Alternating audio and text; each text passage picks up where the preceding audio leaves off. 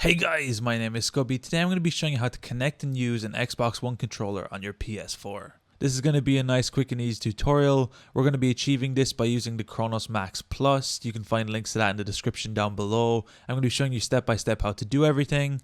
Let's jump right into this. So I should mention we're not going to be using the Xbox One controller wirelessly. For this method we're going to be focusing specifically wired. I will do a wireless method again in the future, but for this method we're going to be using it wired. So the first thing we're going to be doing is grabbing our Cronus Max USB and we're going to be plugging it into our PC. You can do this by grabbing your Cronus Max, turning it to the side, getting the little USB port, and we're going to be connecting this via USB to our PC. We're not going to be plugging it directly in our PC. We are going to have to use the wire to program it. Once this is done, we're going to be opening up the Cronus Max software and we're going to be changing some settings on our device. So once you're in your Cronus Max, we're going to be coming up to tools and then we're going to be going to options and then we're going to be coming to device. You want to set the top option right here to automatic, or you can select it to PS4, and if automatic is giving you issues, set it to PS4. And then all other settings you can leave like I have on screen right now. The speed up settings at the bottom you can kind of pick and choose as you wish, but once you have all these settings done, simply click close and then we're going to be removing the Cronus Max from our PC. Once your Cronus Max has been removed from your PC, we're going to be plugging it into our PlayStation. So for this method I'd recommend having your PlayStation off. It should automatically connect when it's on, but just to remove all issues we're going to be turning the console completely off. Now in this case I'm going to be using it through a USB dongle. It didn't give me any issues, but if you are having issues I'd recommend plugging it directly into the console.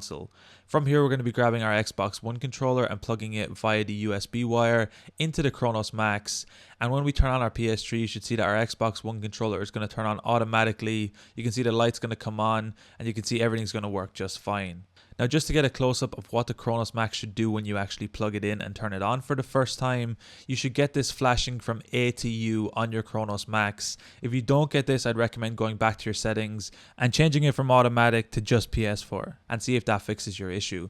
Sometimes when you set it to automatic, it won't automatically pick it up even though that's what it should do, but I'd recommend putting it to PS3 if you're getting some issues. Anyway guys, thank you so much for watching today's video. If you enjoyed it, be sure to drop a like, subscribe if you're new, check out the other videos on the channel. I'm going to be leaving a link down below to my PayPal, and I'm also going to be leaving my Amazon affiliate links for the Cronus Max in the description down below. So if you find my videos helpful and you want to support me, check those out. I always put the best quality into my videos that I can. I put a lot of work into them, so if you want to help me keep making these videos, be sure to check those out.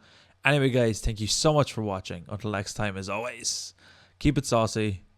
Peace.